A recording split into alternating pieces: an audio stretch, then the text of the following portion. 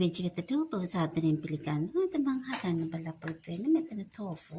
මෙම තෝෆු ඕනෑම සුපිරිවෙරෙන් සැලකින් භාවිතා මිලදී ගන්න පුළුවන්. සම්පූර්ණයෙන්ම ඒක සාදා තියෙන්නේ 100%ක්ම සෝයා මොන්චි ආහාරයක් විදිහට. එතකොට මේකේ කිසිදු සත්ව ආහාරයක් අඩංගු වෙන්නේ නැහැ. ඒ වගේම මේක 100% වෙජිටේරියන්. අපි දැන් බලමු මට අනිත් අවශ්‍ය දේවල් තමයි මෙතන අවශ්‍ය වෙනවා කහ කුඩු සහ මිරිස්. මම මෙතන පාවිච්චි කරන දුඹුරු සීනි සහ කෝන් පිටි ටිකක්, ඒත් එක්කම white vinegar ටිකක්, එහෙම නැත්නම් සාමාන්‍ය මෙතන මම පාවිච්චි කරන දුඹුරු සීනි ස්වල්පයක්, ඒත් එක්කම සෝයා සෝස් සහ white vinegar නැතිනම් ඒකට සාමාන්‍ය විනාගිරි ස්වල්පයක් පාවිච්චි කරන්නත් පුළුවන්. විනාගිරි නැතුව හදන්නත් පුළුවන්.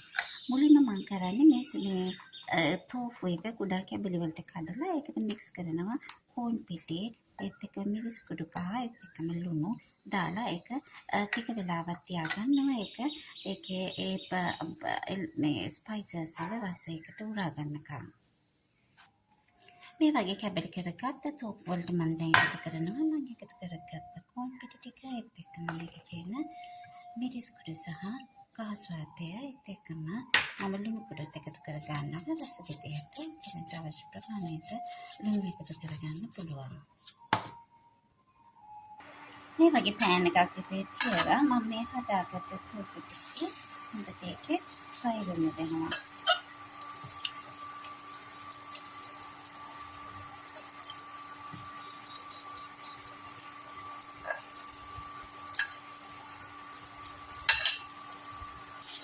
මේ විදියට මම හදාගත්ත මේ තෝෆු ටික තමයි මෙන්න කෙලේ හොඳට ෆ්‍රයි වෙන්න ඉඩදෙනවා. මේක දුඹුරු පාටක්, රන්වන් දුඹුරු පාටක් වෙනකම් මේ වගේ තෝෆු ටික බැදෙන්න ඉඩදෙනවා.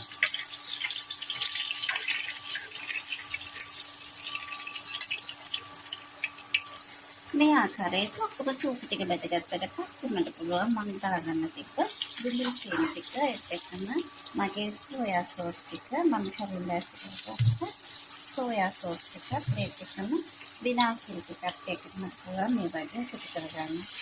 සෝයා සෝස් ස්වල්ප ප්‍රමාණයක්, ඒත් එක්කම චීනි වගේම සහ ඒකට මම එකතු කරනවා විනාගිරි ප්‍රමාණයක් ස්වල්ප ප්‍රමාණයක්. මේ ආකාරයෙන් මේ විදිහට මේ ආහාරයට ගන්න පුළුවන්.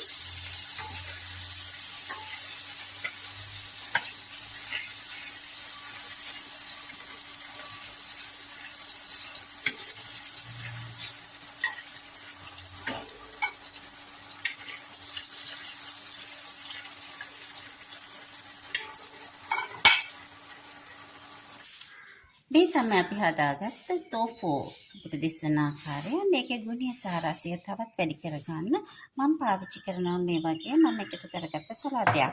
මේකට ලුණු, ඒත් එක්කම බෙල් පෙපර්, තක්කලිත් එක්ක එකතු කරලා ලුණු සහ ගම්මිරි ස්වල්ප වශයෙන් එකතු කරගත්ත මෙන්න මේ සලාදෙන් මේ තෝෆු වල තියෙන ගුණාත්මක භාවය අපිට තවත් වැඩි කරගන්න පුළුවන්.